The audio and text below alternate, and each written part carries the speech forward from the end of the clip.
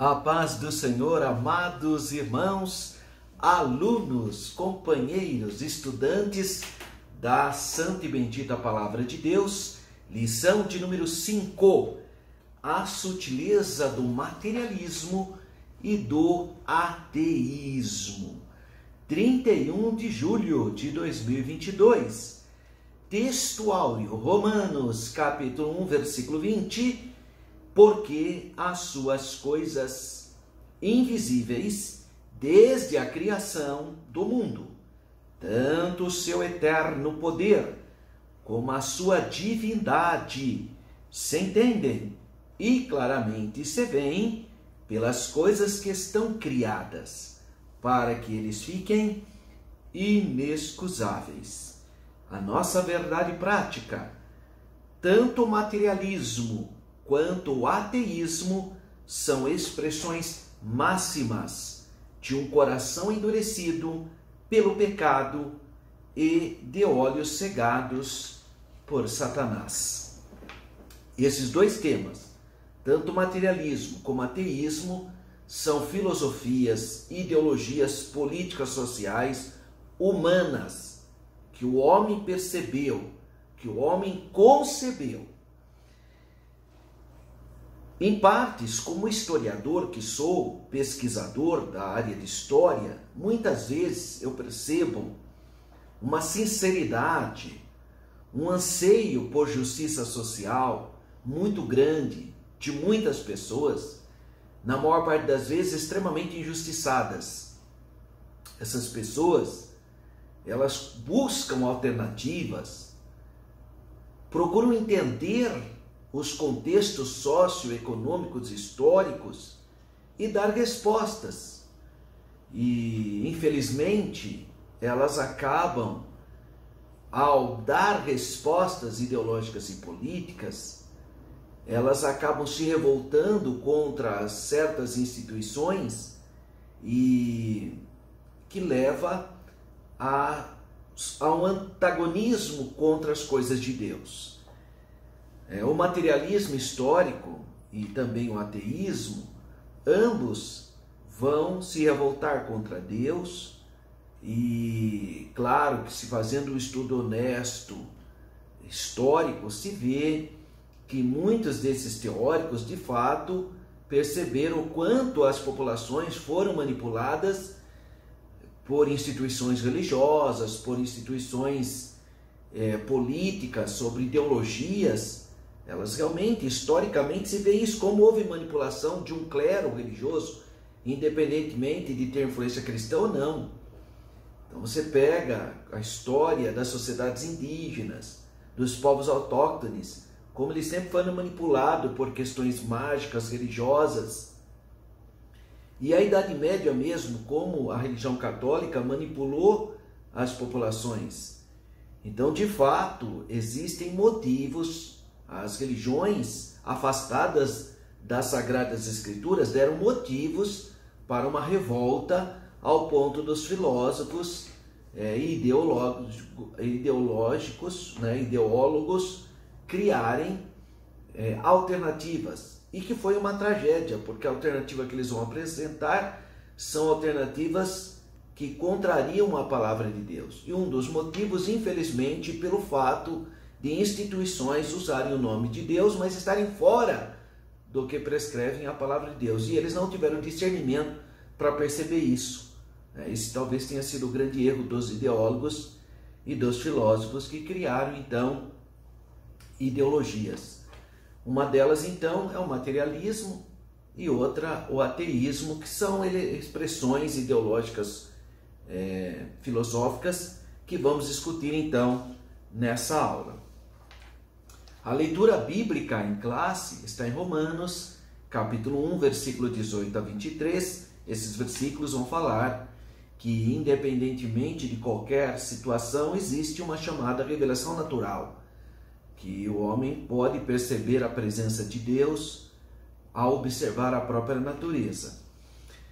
Vamos pensar um pouquinho, então, sobre Romanos, capítulo 1, versículo 20, que declara: porque as suas coisas invisíveis, desde a criação do mundo, tanto o seu eterno poder como a sua divindade. Está falando de atributos inconhecíveis, né? São atributos não compartilhados, incognoscíveis, né? Não partilham, que Deus não compartilha. Como, por exemplo, onisciência, onipotência, são atributos exclusivos de Deus. E fala aqui também que, apesar disso, deles ter esses atributos não comunicáveis, ele se dá a conhecer através dos atributos comunicáveis, né? Através da criação. Então ele fala, se entende e claramente se veem pelas coisas que estão criadas. Então, através da criação, para que eles fiquem, então, sem desculpas, para que os homens, então, não possam se desculpar. Em outras palavras, Deus, através da criação, e o homem estudando a criação, analisando o universo, as estações do ano, a complexidade dos órgãos humanos, etc., chega à conclusão que existe uma mente criadora, quer dizer, chega à conclusão que existe um autor disso, que existe alguém que ordenou todo o caos em uma ordem. Não dá para aceitar que o caos se ordenou espontaneamente. Então não é possível. Isso não existe. Por outro lado, esses mesmos cientistas que conseguem ver a complexidade de tudo, ao invés de glorificar Deus, preferem, quer dizer, ao observar toda essa grandeza, ao invés de entender que Deus é o Criador, acabam chegando a uma conclusão equivocada, né? Então, nós temos dois problemas. O primeiro, do homem ignorante, que por ser ignorante, acaba criando misticismo em relações às forças da natureza, que é o animismo. Por outro lado, você tem o homem que não é ignorante, o homem culto, que vai estudar, vai analisar e vê a complexidade da criação, ao invés de reconhecer Deus, acaba virando ateu. Quer dizer, são os dois extremos. Um que atribui tudo ao animismo, portanto vira um animista. E outro que, ao observar a complexidade, ao invés de glorificar Deus, aí fica ateu. Quer dizer, são os dois extremos. E, infelizmente, são inexcusáveis. Quer dizer, não tem jeito de achar que eles não são culpados. São. Então, o nosso texto áureo, ele tem um contexto que é entre os versículos 10 a 32, que, na verdade, o assunto que Paulo inicia falando sobre a idolatria do mundo gentílico e a depravação do homem, né? Então, Paulo declara nesse versículo, especificamente, versículo 20, que todo ser humano é indesculpável. Por que ele é indesculpável? Porque é possível perceber Deus através da sua criação. Então ele inicia dizendo, porque as suas coisas invisíveis, por isso que eu falei dos atributos incomunicáveis, né? Aí ele diz, se entende e claramente se vê pelas coisas que estão criadas. Então as coisas invisíveis é uma expressão que aponta para as coisas que não podem ser percebidas pelo ser humano. Então coisas que o homem não tem estrutura para perceber, porque ele não é, né? Não tem jeito dele ter. Por exemplo, a onisciência não faz parte, não é um atributo comunicável de Deus. Só Deus é onisciente, né? Mas aqui nós estamos falando também dos sentidos humanos. E aqui a gente pode lembrar dos 5 sentidos do homem, né? Que é o tato, o olfato, o paladar, a audição e a visão. Então, os 5 sentidos do ser humano.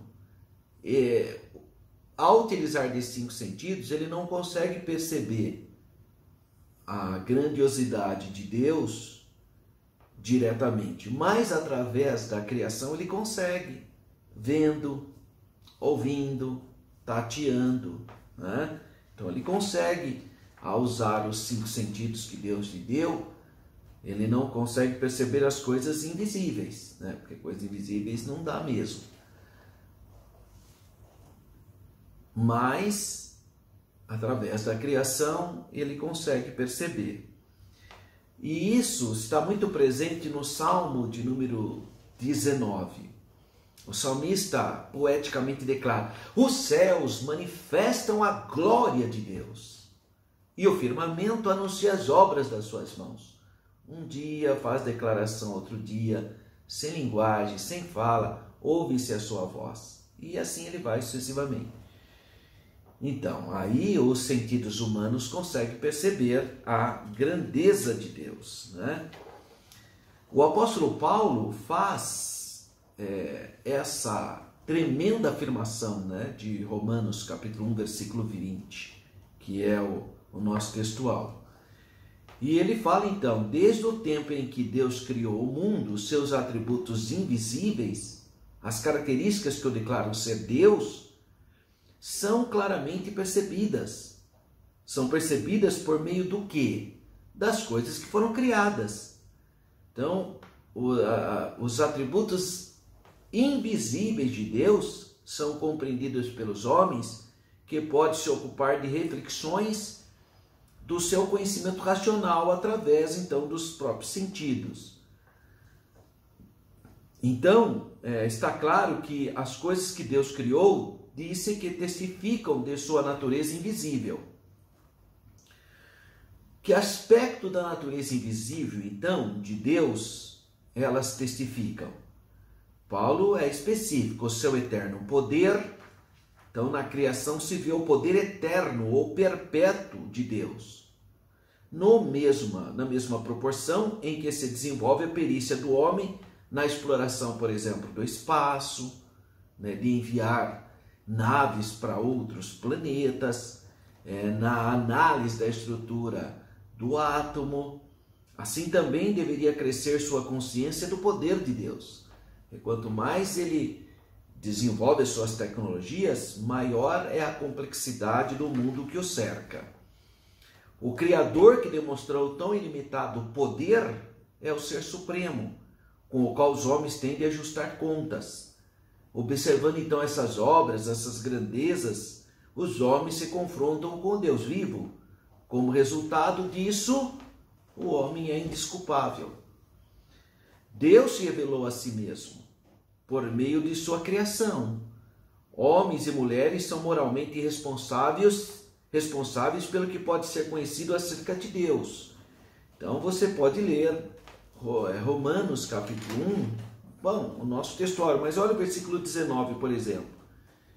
Porque, a partir do versículo 18, porque do céu se manifesta a ira de Deus sobre toda impiedade e injustiça dos homens, que detêm a verdade em injustiça. Porquanto o que de Deus se pode conhecer nele se manifesta, porque Deus o manifestou. Aí vem o nosso textuário: porque as suas coisas invisíveis, desde a criação do mundo, tanto o seu eterno poder como a sua divindade, se entendem-se e claramente se veem pelas coisas que estão criadas, para que eles fiquem indesculpáveis. Aí ele vai no versículo 21, né, falando da idolatria: porque tendo conhecido a Deus, não o glorificaram como Deus, nem lhe deram graças. Antes em seus discursos se desvaneceram, e o seu coração insensato se obscureceu. Então, o homem é moralmente responsável, né? O homem é moralmente responsável pelo que pode ser conhecido acerca dele. Aqui entra uma coisa muito interessante quando fala dessa revelação natural, ou teologia natural. Existe um livro muito interessante, eu li há muito tempos atrás, chamado O Fator Melquisedeque, onde o escritor faz apontamentos de que o homem naturalmente pode então chegar ao conhecimento de Deus, do Criador. Esta verdade, ou seja, a realidade de que há um Criador a quem a criação deve responder, é suprimida por sua criação à medida que os homens e mulheres vivem de modo a rejeitar a supremacia de Deus. Em resumo, eles são inexcusáveis, conforme o nosso textual, Romanos capítulo 1, versículo 20, e merece a ira que está sobre eles. A humanidade não é acusada por não ter encontrado Deus, mas por não ter respondido à iniciativa de Deus. Porque Deus eles encontraram, né? Mas é eles que recusaram. Bom, então, como a nossa lição, ela trata das sutilezas, dos ataques contra a igreja, as sutilezas de Satanás, uma delas, então, é o materialismo e o ateísmo. E a introdução dessa nossa lição fala que o materialismo e o ateísmo juntos são como duas faces de uma mesma moeda. A pessoa materialista ela acaba negando a Deus, né? E a pessoa que nega a Deus porque é extremamente materialista, né? Por isso que ele fala como sendo face da mesma moeda o materialismo e o ateísmo. São princípios e pressupostos muito semelhantes e nas últimas décadas um despertar tanto do materialismo como do ateísmo está muito presente, né? Devido a essa chamada contemporaneidade, muita gente acha que é vanguardista negar Deus, acha que é moderno só pensar em coisas materiais, né? E a sociedade ocidental contemporânea é muito dessa linha, né? O que vale é os bens que a pessoa tem e não o caráter, né?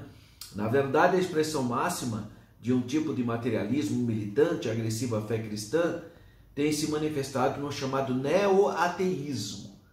E autores ateístas que escrevem livros e propagandas em muitos locais, em outdoor, negando a Deus, influencers, né, rasgando a Bíblia, maldizendo, até peças de carnaval, apresentando blasfêmias contra apologia de desrespeito contra a fé e etc. Então, essas últimas décadas surgiram muitas coisas de ataques contra as questões sacras. E aqui mostra que o homem regride, né? Porque o homem inteligente, que pressupõe querer ver numa sociedade harmônica, ele teria que usar argumentos mais inteligentes para confrontar o que ele entende que é errado. E não do deboche, do ataque. Porque um ataque, por exemplo, quando uma pessoa rasga a Bíblia em público, ela provoca mais hostilidade do que esclarecimento. Quando uma pessoa faz uma peça carnavalesca afrontando os símbolos religiosos, ele cria mais animosidade, mais belicosidade do que esclarecimento. Você acha que alguém vai ter algum esclarecimento quando alguém age dessa maneira? Não. Só traz revolta, né? E confusão. Então é uma maneira muito esdrúxula, muito pequena, muito míope, alguém afrontar um símbolo religioso achando que vai trazer algum benefício. A não ser se ele faz isso para se promover, né? O que é muito comum, né? Você vê que tem atores e também escritores que são desconhecidos, né? Que ninguém dá a mínima, não tem talento nenhum, coitado. Aí ele vai lá e faz uma afronta contra Jesus, ou contra Maria, né? Ou contra os santos do catolicismo, ou contra a Bíblia, mas coitado, ele faz isso porque ninguém dá bola para ele, né? Aí cria aquela polêmica, né? E tem muita gente, coitada, que cai no jogo, né? Morde o anzol, né? Eu, irmão, sinceramente, eu uso muito do Facebook, das redes sociais, eu utilizo para divulgação do meu trabalho e tanta coisa, mas eu não comento essas coisas não, irmão. Pode ver que pode observar, podem fazer o que quiserem, sátira contra as coisas religiosas, queimar a Bíblia, eu não dou nem bola, irmão, porque eu não vou dar espaço nas minhas redes sociais para essa gente, não, de jeito nenhum. Então eu não compartilho nada. Eu vejo muita gente que é voltada, escrevendo e tanta coisa, mas você só está divulgando a impiedade, a iniquidade. Então eu não compartilho nada dessas coisas não, irmão. Não mesmo. Eu me nego a abrir o espaço das minhas mídias para compartilhar esses roupantes, né, de pessoas que na verdade querem ficar famosas, querem vender o seu produto atacando os símbolos sagrados. Porque normalmente são pessoas que não têm talento, né, irmão? São pessoas, coitadas, que não tem capacidade intelectual, não é um grande ator, não é nada, coitado. Aí ele faz uma coisa dessa só para ficar famoso, né? Então também a gente precisa também ter discernimento, né? Para não cair nesse laço, porque aí você começa a divulgar uma coisa que ninguém nem sabia. Você nunca ouviu falar daquela pessoa e fica sabendo porque você divulgou. Então eu não divulgo não. Mas nessas décadas tem ocorrido muito isso, muito ataque, né? Como cristãos, então nós precisamos estar prontos para explicar a razão da nossa fé, né? Você vê que 1/3 do Novo Testamento foi escrito para combater as heresias. 1/3 é muita coisa, irmão. É muita coisa, né? Então nós temos que defender a nossa fé com amor, com carinho, com prudência, com consagração. Uma das melhores maneiras de defender a nossa fé é com oração, com vida consagrada, né? Com resposta da Bíblia. Não é invencioníssimo. Tem gente, irmão, que cita versículo tudo fora do contexto e vira uma confusão, uma briga que não tem pé, não tem cabeça. Isso aí não edifica nada, irmão. O que edifica isso? Fica aí, um grita, um fala uma coisa, outro fala outra, e ninguém chega a conclusão nenhuma. Quer dizer, não serve para nada. Aí vira mais um debate, simplesmente debate. Não, irmão, nós temos que, tudo que a gente for fazer, a gente tem que fazer para a glória do nome do Senhor Jesus e que traga edificação. Ora, quando você vê que não vai trazer edificação nenhuma, irmão, por que você vai fazer isso? O próprio Senhor Jesus falou que nós não podemos dar aos porcos as nossas pérolas. Não pode, irmão. Então, tem hora que você vê que a pessoa não quer nada. Ela só quer se promover, discutir e achar que é revolucionário, sabe? Essas coisas que não tem pé nem cabeça. Então, o cristão moderado, lavado e remido no sangue de Jesus, ele tem que ter postura, irmão. E às vezes nós temos que seguir o simbolismo da pombinha, né? Ser humilde como a pomba, prudente como a serpente, mas humilde como a pomba, né? Primeiro, então, compreendendo o materialismo e o ateísmo. Bom, aí ele vai nesse primeiro item aí, que é compreendendo o materialismo e o ateísmo. O 1.1 ele vai falar especificamente do materialismo e o 1.2 ele vai falar do ateísmo. Então, 1.1, o materialismo então é uma doutrina segundo qual a matéria é a única realidade que existe. Nesse aspecto, ele nega a realidade do mundo espiritual, uma vez que a vida espiritual está fora do mundo material conhecido. O materialismo, então, entende que por não haver outra realidade além do material, a religião se torna desnecessária.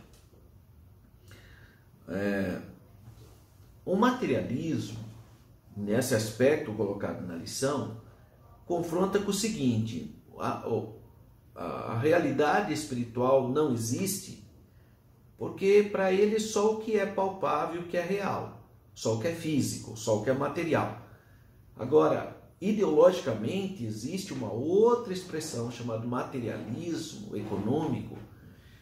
Foi muito usado na área de história. Aqui no Brasil, por exemplo, quase todas as universidades, com raríssimas exceções, defendiam a interpretação histórica do materialismo econômico. O que seria isso, o materialismo econômico? É baseado na doutrina de Marx e de Lenin, é o marxismo-leninismo. O que se perceberia? Que se percebe? Eles falam que na percepção do materialismo econômico, eles diziam que o mundo, na verdade, é uma contínua luta de classes. É luta de classes, é homem contra mulher, mulher contra homem, pobre contra rico, preto contra branco, e é uma luta de classes. Tá? Tudo para eles é uma luta de classes. Eles interpretam a história, todas as histórias que você der para ele, ele vai interpretar como uma luta de classes. Esse é então o materialismo econômico. E aí você tem muitas interpretações, mas a base, a essência é essa, o materialismo econômico. Tudo quanto a interpretação, a base era essa, a contínua luta de classes, né? Que é basicamente a estrutura do que se propunha o comunismo, o socialismo-comunismo, né? Era tentar acabar com a luta de classes, mas é uma balela, né? Isso aí, desde quando o mundo é mundo, sempre houve mesmo essa pluralidade que eles apelidaram então de uma contínua luta de classes, né? Mas aqui na lição ele vai falar o materialismo de uma maneira muito mais genérica, né? Que o materialismo é que dá ênfase à materialidade e, portanto, não existe o plano espiritual, né? Assim, a revelação divina, conforme exposta na Bíblia, é rejeitada como mera superstição e produto da imaginação humana. Porque é interessante que eles usam muita ciência, né? Para dizer que um método científico, né? Que só pode existir aquilo que é provado. Mas a gente sabe hoje que tem muita coisa que existe e a gente não consegue provar, né? São mistérios, né, que existem, mesmo quem não é crente, quem não é nada, mesmo uma pessoa, até o cético, ele sabe que tem coisas que não se explicam matematicamente. Por isso que o materialismo ele tem essa fraqueza, porque tem coisa que não precisa nem precisa ser, pode ser até ateu mesmo, coitado. Ele mesmo vai perceber que tem alguma coisa que tudo bem que ele não quer dizer que é Deus, mas tem coisas que vão além do entendimento material, tem coisas que estão além disso, né? E no caso do ateísmo, de forma bem simples, o ateísmo é a doutrina que nega a existência de Deus. Então, teísmo é a crença em uma divindade.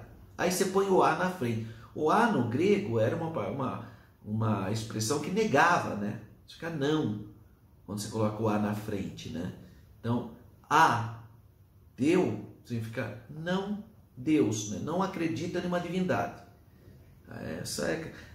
Os cristãos foram chamados de ateus, irmãos. No início do cristianismo, os cristãos eram apelidados de ateus também. Por quê? Porque os pagãos, quando o cristão aceitava Jesus, não acreditava mais nos deuses do paganismo. Então, os pagãos achavam que os cristãos eram ateus, porque não criam no Deus deles, né?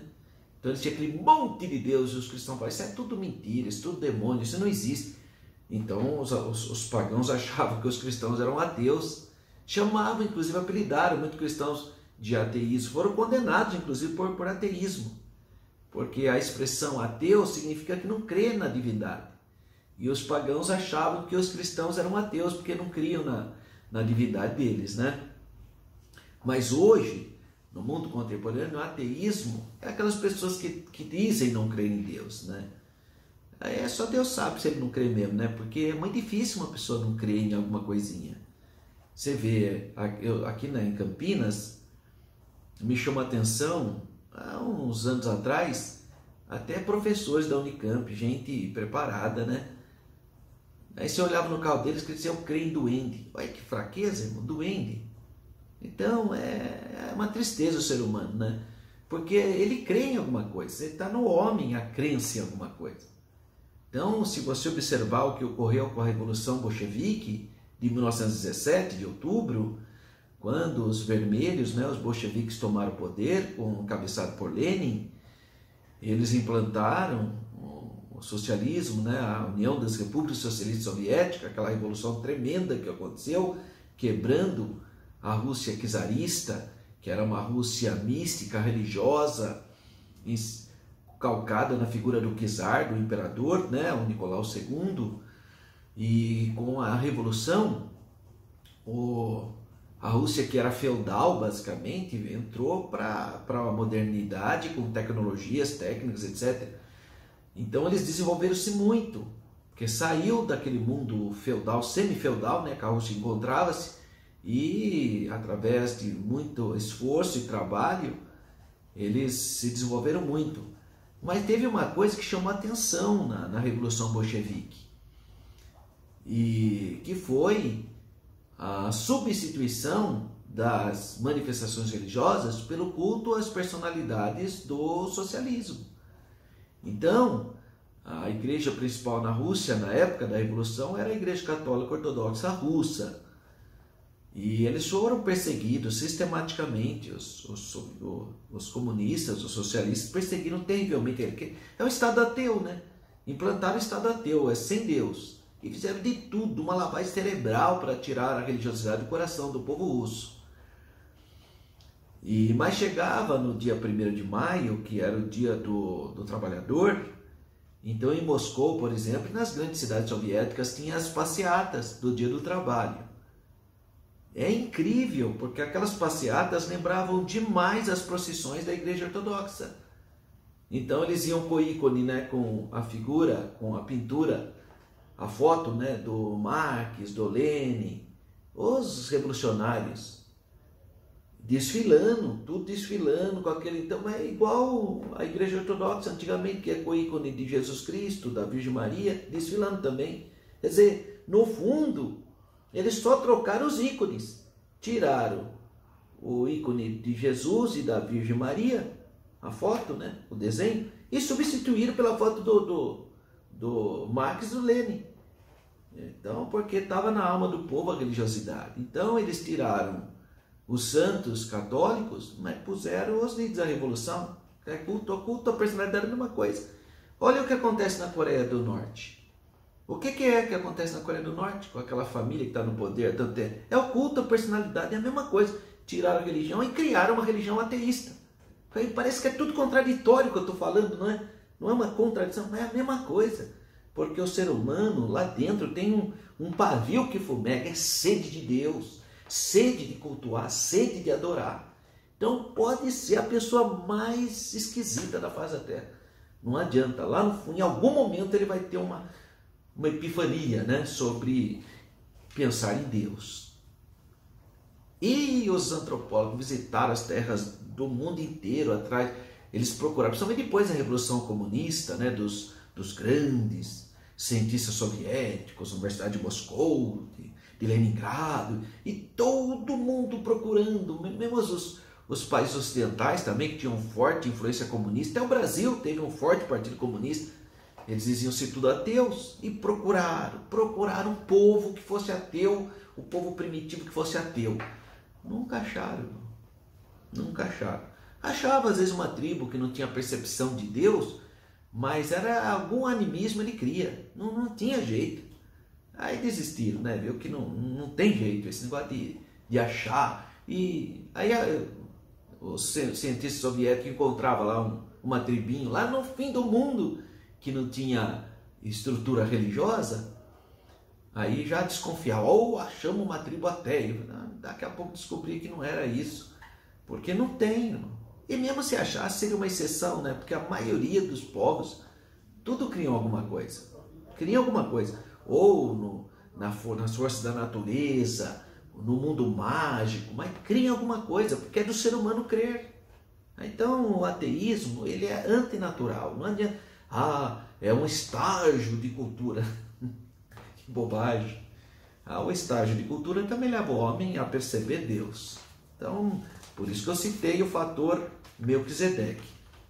De forma que se torne ineficaz a tentativa de antropólogos e sociólogos mapearem a sua origem a partir dos homens das cavernas. Outras causas, e não as da natureza meramente material, tornam-se necessárias para explicar o materialismo e o ateísmo. Então, o primeiro resuminho do tópico 1. O materialismo postula que a matéria é a única realidade que existe. O ateísmo é doutrina que nega a existência de Deus. Então, o materialismo parte do princípio de que se você crê apenas em algo palpável e visível, você é materialista, você crê na matéria. E aí você despreza o mundo espiritual. Sem chance, né? Porque nós sabemos que sempre existe algo sobrenatural, né? A gente chama de metafísico. E a questão do ateísmo, que não é algo da natureza humana, né? A pessoa pode até achar que não crê em Deus, mas na hora do vamos ver mesmo é complicado, né? Sempre pode observar os ateus que tiveram experiência de pré-morte, né? Que passaram por situações de pré-morte, todos voltam teístas, não necessariamente crentes, mas teístas, porque aí ele tem uma experiência de pré-morte, né? E aí muda o mundo deles, né? Já vi muito depoimento de ateus que mudaram rapidinho depois de ter passado por um coma profundo ou algum estado de pré-morte. 2. Raízes do materialismo e do ateísmo. 2.1. Então, 2. O item 2 da nossa lição. As raízes. Onde estão as raízes do materialismo e do ateísmo? 2.1. A raiz, irmão, é o pecado. A raiz do materialismo e do ateísmo é o pecado, irmão. Assim também é o problema hoje. Eu vejo gente discutindo política, porque eu sou desse universo político, né? E eu vejo, irmão do céu, a pessoa, não, porque esse governo é isso, esse governo é aquilo, esse governo é certo, esse governo é errado.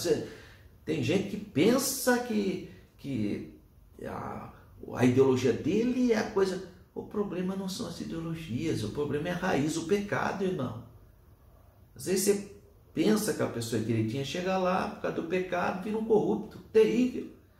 Então isso em todos os locais, inclusive na igreja. É exceção, mas tem gente que não é pastor, coisa nenhuma, irmão. Tem gente que não é líder religioso, coisa nenhuma. Devido ao pecado, ele já se corrompeu. Utiliza o seu cargo religioso para suas concupiscências carnais, assim como tem religiosos, pedófilos, religiosos que mexem com as mulheres, com jovens, coisa horrível, tem de tudo. Mas o que é isso? Qual é a raiz disso? Pecado, irmão, é o pecado. Então tem gente que pensa que não, e fica aquela crença messiânica. Para com isso, irmão, só Jesus é que é o perfeito. Homem é homem, e está lá o problema do pecado. Biblicamente, o ateísmo é a consequência da queda, mas não é só ateísmo, né? Com a entrada do pecado no mundo, a incredulidade e, consequentemente, a rejeição a Deus tornaram o quê? Tomaram o coração do homem. O homem tornou-se rebelde, esse espírito de Satanás entrou nele, né?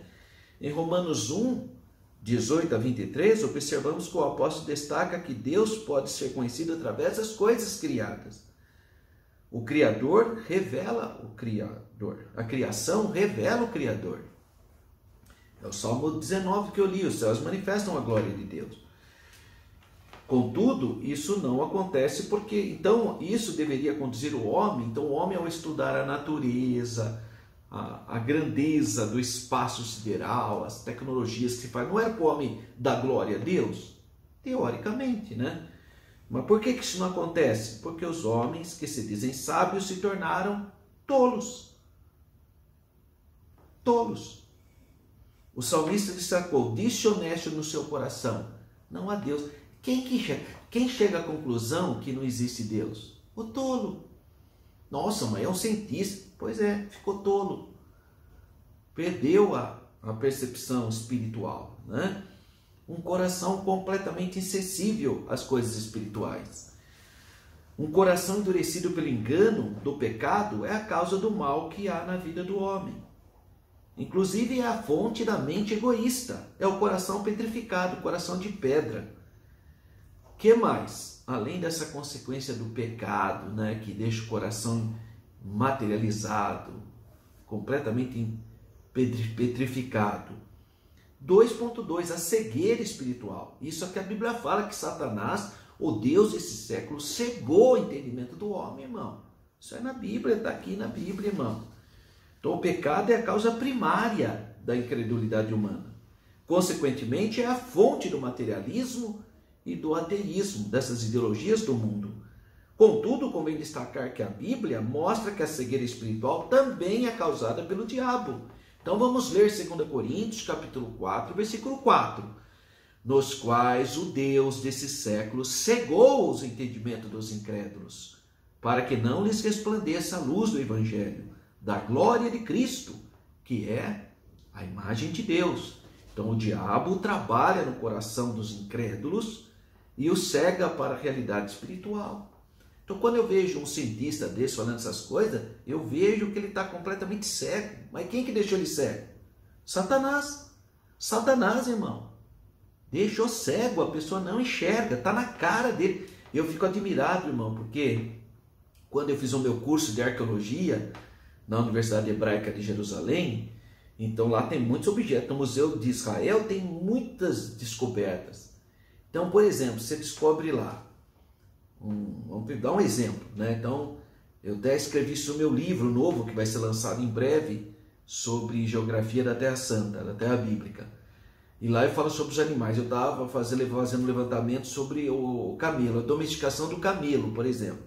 Então a Bíblia fala que Abraão tinha camelo, a Bíblia fala que Jó que também é do período patriarcal, tinha camelos, Isaac teve camelo, Jacó teve camelo, então o camelo é muito presente. Aí vem os arqueólogos da Universidade de Tel Aviv, e aí descobre uma pseudo-domesticação de camelos lá no Vale do Arabá, lá próximo da Jordânia. Aí já sai no mundo inteiro a notícia. Arqueólogos descobriram que o camelo é do século VII, muito depois da época de Abraão. Portanto, o que a Bíblia fala de Abraão está tudo errado. Ai, que fraqueza, irmão. Em primeiro lugar, irmão, pode até ser que o camelo tenha sido domesticado no século VII na Terra Santa, antes de Cristo. Pode até ser. Mas acontece que tem provas arqueológicas de domesticação do camelo na Mesopotâmia, no Egito. E da onde que Abraão veio? Da Mesopotâmia. Existe um poema que eu gosto muito, é o Garítico, é lá da região da Mesopotâmia de Abraão. O poema é de uma divindade falando com a outra divindade. E ela é um poema de amor. E ela fala sobre a doçura do leite de camela. Meu Deus do céu, como leite de camelo? Então, porque o camelo já era domesticado. Eles desprezam tudo isso. Aí pega lá, tá vendo? Descobrimos que o camelo foi domesticado no século VII antes de Cristo, sendo que Abraão é do 18º século antes de Cristo, portanto, muito antes da domesticação do camelo. Então, como parece camelos na Bíblia, então tá tudo errado na Bíblia. Ai, que fraqueza, irmão. Sabe, eu fico até admirado, né? Porque, irmão, puxa vida, um historiador, um arqueólogo, um cientista, deve ser mais prudente, né? Todo mundo sabe que Abraão foi chamado da Mesopotâmia, irmão. Ele veio da Mesopotâmia, E existe, irmão, descobertas no Egito de camelo no ano 2000 a.C.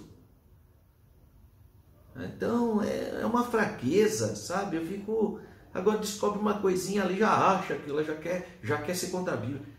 É a cegueira. Satanás cegou. Ao invés de ele olhar aquilo e entender todo o contexto, ele pega só aquilo e quer fazer um cavalo de batalha em cima de uma única descoberta arqueológica. É muita fraqueza, né, irmão? Misericórdia. Então, o diabo trabalha no coração dos incrédulos. O homem endurecido pelo pecado e cego pelo diabo não consegue enxergar Deus, mesmo que ele se revela de forma claríssima e objetiva, como descreve Paulo na carta aos Romanos. Ele não enxerga. Por quê? Primeiro, pecado. Segundo, está cego. Então, quando eu vejo um desses aí falando essas coisas, eu falo, meu Deus do céu, como está cego? Como Satanás cegou o olho dele, né? Então, o resuminho do tópico 2, o materialismo e o ateísmo são, sim, consequências diretas do pecado e da cegueira espiritual idealizada pelo Deus desse século. Irmão, Deus aí desse século está com D minúsculo, sabe por quê? Porque não existe, é falso. Só existe um Deus verdadeiro, que é com D maiúsculo. Tudo que for com D minúsculo é falso, tá? Muito cuidado, porque o grupo denominado Testemunho de Jeová fala que Jesus é um Deus com D minúsculo. Que é isso, irmão? Deus com D minúsculo é Satanás, porque é falso. Então, ou Jesus é Deus com D maiúsculo, que é o verdadeiro, ou então é falso. Não pode pôr, que nem está lá na tradução da Bíblia, da Testemunho de Jeová, a tradução do Novo Mundo, põe lá que Jesus era um Deus com D minúsculo. Que é isso? Que tradução horrorosa é essa? Não pode, porque Deus com D minúsculo é falso. Não existe Deus com D minúsculo. Aqui, Paulo está fazendo um apontamento da chamada falsidade desse espírito maligno, denominado como Satanás. Por isso que ele fala o Deus desse século. Em que sentido? Aquele que pensa que é uma divindade.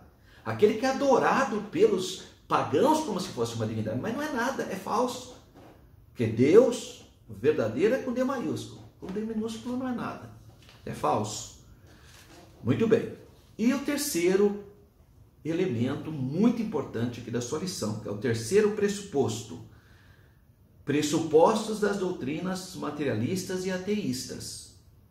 Então, 3.1. Negação da existência de Deus. O negacionismo é uma coisa triste. Uma pessoa está vendo, tem provas e a pessoa é cega. Está cheio de negacionista, irmão. A pessoa está na cara dele, mas não quer aceitar. Ou por uma ideologia religiosa, ou por uma ideologia política, ou por problemas mentais mesmo, que a pessoa é fraca mesmo para entender. Está na cara da pessoa, mas a pessoa quer negar. Sabe aquele espírito só para ser contra, só para ser diferente? É muito triste isso, né? 3.1, negação da existência de Deus. Como vimos, o materialismo e o ateísmo consideram a matéria como única realidade possível. Então, para eles é o seguinte, se não puder provar, então não existe. Quer dizer, é uma percepção que tem cheiro de ciência, mas é perigosa. Porque uma das metodologias científicas é isso, né? Você só é científico se você puder provar. Mas acontece que tem coisa que você não consegue provar. Não tem como provar. Mas você não tem como provar porque não se materializa. Por isso, evidentemente, que tanto um quanto o outro tem como pressuposto suas crenças e convicções a ideia de que Deus não existe. Porque ele não consegue provar a materialidade de Deus. Mesmo vendo a natureza, mesmo vendo os milagres de Deus. Não adianta, ele não é material. E ele só que o Deus dele é o materialismo, né? Neste caso, ambos dizem se firmar em provas científicas para negarem a existência de Deus e das demais verdades espirituais. Contudo, a negação de Deus por parte do ateu e do materialista não acontece em razão dos fatos cientificamente provados, nem tampouco porque os cristãos não apresentam os fatos ou provas, mas porque eles se recusam em reconhecer as evidências apresentadas. Não adianta. Eu escrevi um livro sobre o povo de Israel, aqui, esse livro aqui, e no capítulo sobre a eleição de Israel, no final eu faço uma consideração aqui. Olha só, aqui na página 39 do meu livro, olha só o que eu escrevi, ó. O povo judeu é a única nação da antiguidade que fala a mesma língua de 3.000 anos atrás, que é o hebraico. Professa a mesma religião, que é o judaísmo. Possui a mesma capital, que é Jerusalém, e a mesma cultura. Israel venceu todas as provações da vida, todas as perseguições, todas as dificuldades. Foi Deus que guardou. As outras nações desapareceram. Cadê o Egito dos faraós? Porque esse Egito que tem aí não é o mesmo egípcio, não, irmão. Eles são árabes. Fala árabe, a religião muçulmana não tem mais nada a ver com aquele Egito, daqueles faraós que eram coptas, né? Que eram faraós nativos, falavam, aí tinham a língua hieroglífica, tinham aquelas divindades. Não existe mais aquilo, sumiu tudo. Cadê o grande império romano, o César de Roma, aquele império, aquelas divindades, aquela cultura? Cadê? Sumiu tudo. Então, foram totalmente destruídos ou aculturados por outros, mas Israel permaneceu o mesmo, inclusive ocupando o mesmo território geográfico. O que eu quero dizer com isso? Israel é a prova da existência de Deus, irmão. Pode estudar, você quer. Eu sou da área de história, mas eu sei que muita gente nem gosta de história. Mas você certamente aprendeu lá no ensino médio, depois no fundamental, você teve a história das nações antigas. Aí você vê lá, Egito, Mesopotâmia. Cadê a Mesopotâmia? Cadê a Babilônia, irmão? Cadê o Império Assírio? Cadê o Império Medo? O Império de Alexandre o Grande? Sumiu tudo, irmão. Desapareceu tudo. Só Israel. Mesmo povo, mesma língua, mesma capital, mesmo... Meu Deus do céu, isso não é uma prova histórica da existência de Deus? Porque Deus falou isso. Deus falou. Está aqui, vou ler para você, porque eu cito aqui no livro também. Na mesma página aqui, deixa eu ler aqui o versículo, aqui olha. A página 36, eu cito aqui a profecia de Jeremias, capítulo 30, versículo 11.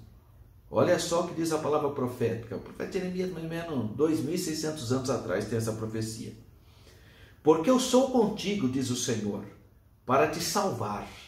Porquanto darei fim a todas as nações entre as quais te espalhei. A ti, porém, não darei fim, mas castigar-te-ei com medida, e de todo não te terei por inocente. Profecias de Jeremias, capítulo 30, versículo 11. Precisa de mais prova? Tá vendo? Então a própria história tá aí, irmão. Então negar Deus com a ideia de que não tem fatos científicos, existem, mas eles não querem ouvir, eles não querem aceitar isso. Não tem como explicar. Você pode ver todo mundo que eu já vi fazer um comentário sobre o povo judeu, por exemplo, eles arranham para cá e falam para lá e falam, mas não conseguem explicar como que o povo de Israel é a única nação da antiguidade que permaneceu como sendo a mesma, no mesmo território inclusive. Existem outros povos, mas foram aculturados. Se for a Pérsia, existe a Pérsia. Está lá os persas, mas é uma outra religião. Não é mais o povo da antiga Pérsia, os sassânidas. Né? Não, agora são aquela religião que eles eram zoroastristas. Né? Sumiu. A capital era Ctesifonte, não é mais. É uma outra. Né? Então foram aculturados.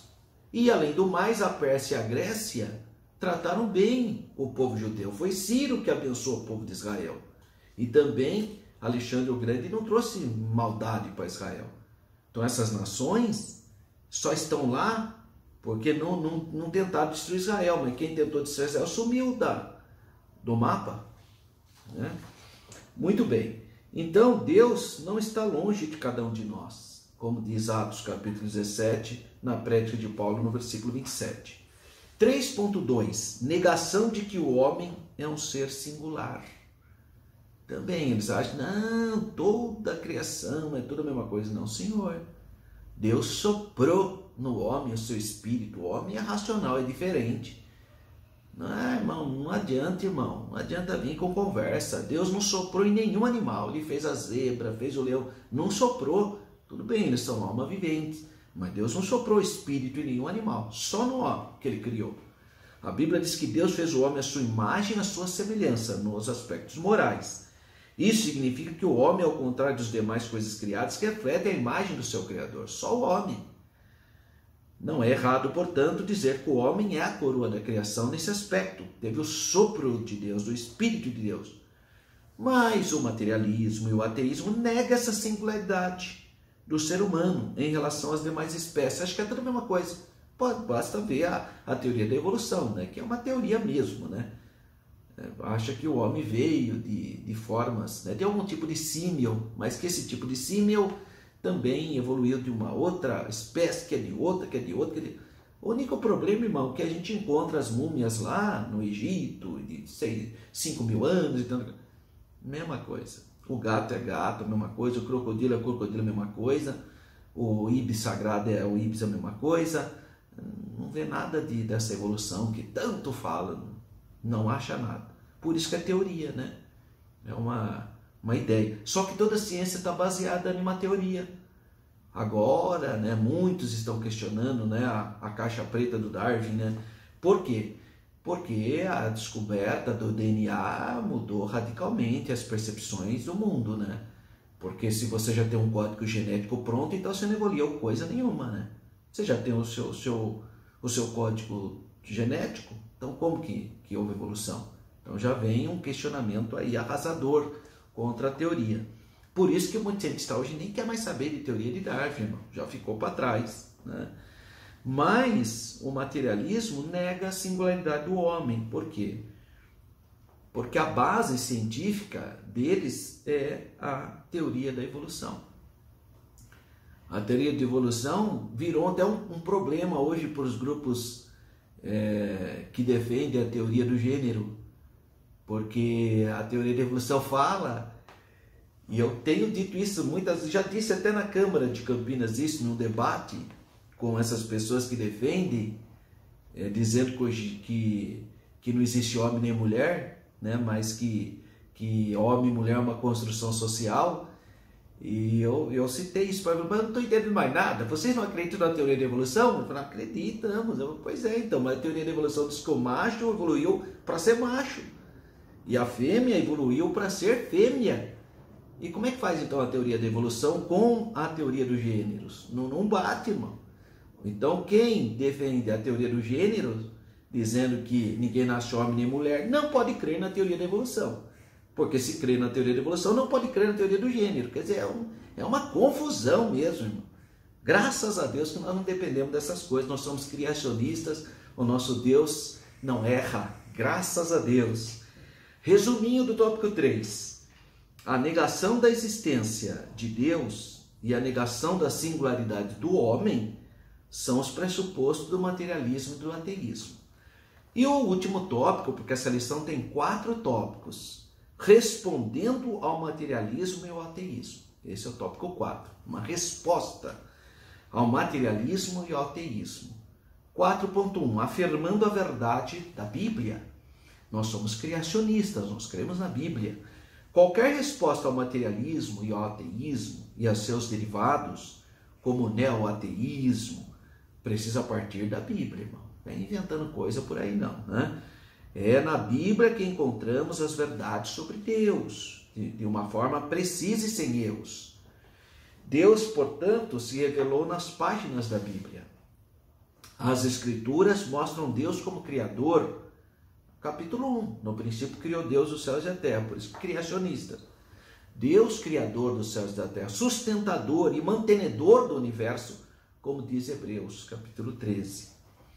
A mesma Bíblia diz que pela fé entendemos que os mundos, pela palavra de Deus, foram criados, de maneira que aquilo que se vê não foi feito do que é aparente. Hebreus 11:3. É pela Bíblia que ficamos sabendo que Deus revelou, de forma especial, no Verbo que se fez carne, na pessoa bendita, graciosa, santa de nosso Senhor e Salvador Jesus Cristo, o Filho do Pai.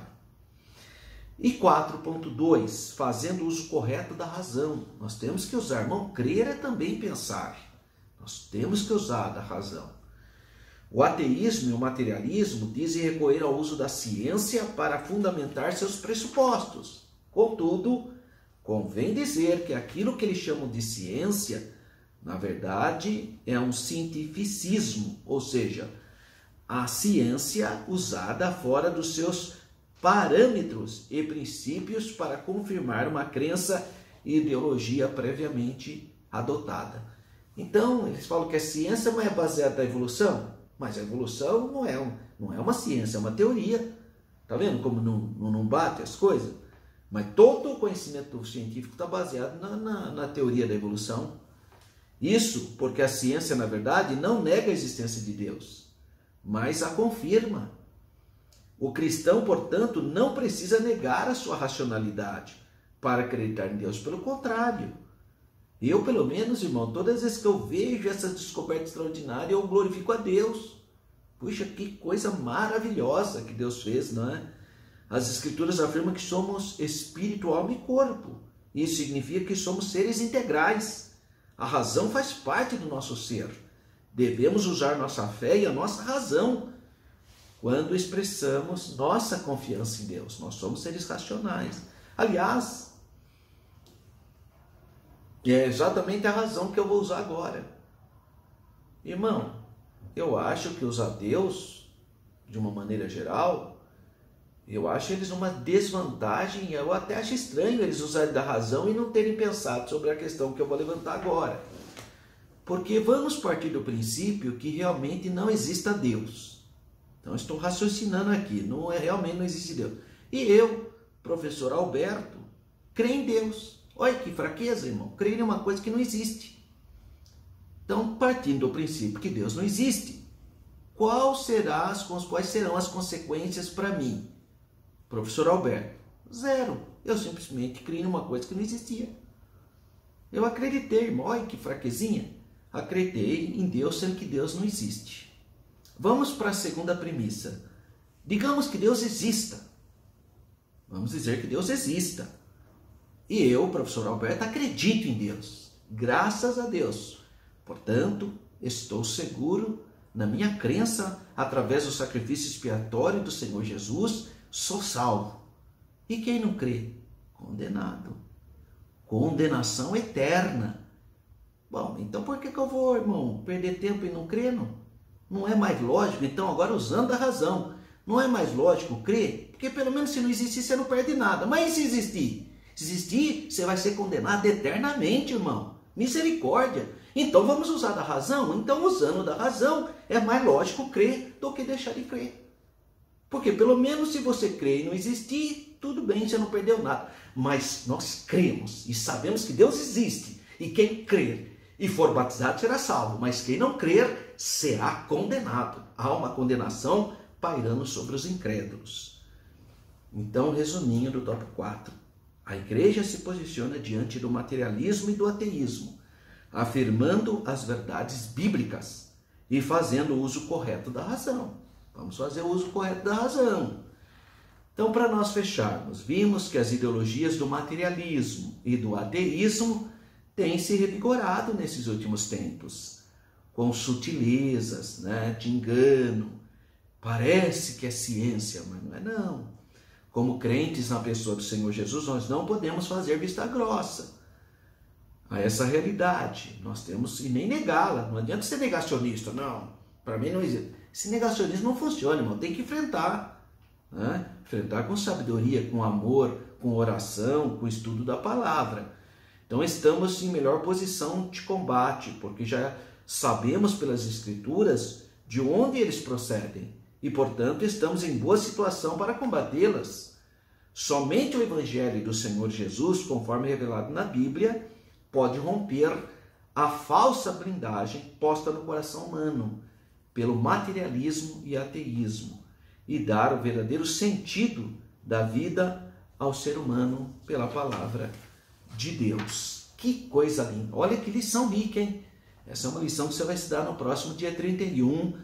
Muito conteúdo. Entrem aí no meu site, no www.professoralberto.com.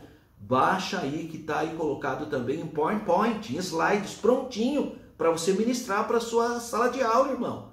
Pega aí o material, você pode dar a arrumadinha que você queira aí, ou usa do jeito que eu vou usar também. São mais de 100 slides, olha que benção, prontinho para você. Entra então no site www.professoralberto.com.br. Muito bem, se você tem condições econômicas, tá? Porque eu sei que o dólar está alto, mas se você tem condições econômicas, quer fazer um investimento em você, porque tem hora que a gente tem que tomar essa atitude, irmão. Fica comprando carro, compra casa, compra chácara. Faz investimento em você, irmão. Faz um curso teológico de imersão. Vamos para Israel. 9 dias. 9 dias. Então, liga lá no telefone que está colocado aí embaixo, Renova Turismo, e fala lá, eu quero participar do grupo do Professor Alberto. Quando vai ser a nossa viagem? Se Deus permitir, novembro de 2023. Olha que bênção, você tem um ano para estar se preparando, se capacitando, se organizando para fazer um curso teológico lá em Israel. 9 dias de bênção, tudo incluso, $3.390. $3.390, tudo incluso, exceto o almoço, porque cada dia nós estamos em um local. Invista em você, entre em contato, fala já, não fique esperando não, porque tem gente, irmão, que é a luta, no último momento ele quer resolver o problema, aí não tem passaporte, aí está tudo desorganizado. Começa cedo, entre em contato com a Renova, nesse telefone aí, ó, eu quero fazer a viagem para Israel, eu quero ir no grupo do Professor Alberto, vai ser uma bênção, meus irmãos, tá bom? Então, anota aí o telefone, liga na Renova Turismo e fala que você quer viajar no grupo do Professor Alberto em novembro de 2023. Tá bom, meu irmão, minha irmã? Você que é líder do Instituto de Oração, não importa a idade que você tem, nós damos toda a estrutura para juntos conhecermos a Terra Santa. 9 dias, $3.390, tudo incluso, novembro de 2023. Grupo do Professor Alberto. Para encerrarmos, eu tenho aqui 2 livros para apresentar para você. Já está saindo o próximo, tá no prelo, né? Mas ainda tem esses 2 livros aqui, tá? Esse livro lindo aqui, que é mais para os intelectuais, né? Porque é uma obra mais foi a minha qualificação para a obtenção do título de mestre em ciência da religião na Universidade Mackenzie de São Paulo, Jerusalém no imaginário religioso, do judaísmo ao pentecostalismo. Eu vou contando como que surgiu a percepção de Jerusalém na religião judaica, o primeiro e o segundo templo, toda a diáspora, tudo. Aí entro na segunda perspectiva, a velha cristandade, o catolicismo, a partir do ano 313, quando Constantino transformou a religião cristã em religião lícita, não oficial. Oficial só é com Teodósio no ano 392 para frente. Como que foi a percepção, como que a mãe do Constantino, a rainha Flávia Helena, deu o formato, as características cristãs para Jerusalém. Falo sobre a destruição de Jerusalém pelos persas, a invasão islâmica já no século VII, e aí a islamização de Jerusalém, o imaginário muçulmano da cidade de Jerusalém, muita riqueza histórica. Finalmente, a chegada dos protestantes em Israel, e não tinha lugar sagrado para os protestantes. E aí vai surgir a questão do Jardim do Túmulo, que eu falo por pormenores nesse livro. E finalmente, o pentecostalismo, como o pentecostalismo percebe a cidade de Jerusalém e a teologia da Assembleia de Deus sobre a cidade de Jerusalém. Olha que riqueza que tem aqui na sua mão, ó. Jerusalém no imaginário religioso, do judaísmo ao cristianismo. Você precisa ter essa obra e estudá-la. E você pode adquirir aí nesse site www.livrocristão.lojaintegrada.com.br. E um livro, o meu xodozinho, o primeiro livro que eu escrevi, e esse livro é fruto de muitos seminários que eu fiz com o pastor Ezequias lá de Jundiaí, e os muitos seminários de Israel que eu fiz na cidade de Campinas, mais de 100 seminários. Mas o material que eu trouxe de Israel, porque eu tive a oportunidade de morar em Israel, quando ainda era jovenzinho, e depois das visitas que eu faço em Israel, quase todo ano eu vou para Israel, fiz o curso de arqueologia na Universidade Hebraica de Jerusalém, em parceria, Instituto Moriá e Universidade Hebraica. Então aqui é uma riqueza de material da história do povo de Israel, por isso que ele chama o povo de Israel, uma perspectiva bíblica, histórica e teológica. Você precisa adquirir esse livro. E está chegando aí o novo livro meu, Geografia da Terra Santa, tá bom? Das terras da Bíblia. Que Deus continue abençoando sua vida. Olha aí o site www.livrocristão.lojaintegrada.com.br. Clica lá, solicita o livro e ele vai para a sua casa. Que Deus continue abençoando a sua vida. Antes de eu terminar, se você mora aqui próximo de Campinas, vem estudar na Escola Teológica, na STEADEC. Faça a sua matrícula. Em agosto inicia a nova turma para o curso teológico, para o curso de formação de obreiros, para o curso de escatologia. Olha quanta coisa boa. E tem turmas de todos os horários. Tem de terça e quinta das 9 às 11. Tem de segunda e quarta das 19h30 às 22h20. Tem aos sábados das 13 às 18h20. É muita bênção. Professores maravilhosos. Está lá o pastor Carvalho Júnior ensinando hermenêutica bíblica. O pastor Juliano Fraga, falando sobre escatologia, mas também sobre teologia. O pastor Marcelo Nejo, trabalhando declaração de fé. O pastor Luiz Trinquinato, professor do Senai, falando sobre a doutrina do Espírito Santo. O professor Alberto, eu trabalhando com geografia bíblica, história do povo judeu. O professor Antônio Reis, trabalhando com história da igreja. O professor Jamiel Lopes, falando sobre ética cristã. O professor Reinaldo Pinheiro, trabalhando sobre teologia sistemática. O professor Jarbas, trabalhando sobre liderança cristã. O professor Eduardo Guimarães, trabalhando sobre administração eclesiástica. Olha quanta coisa boa que tem aí para você.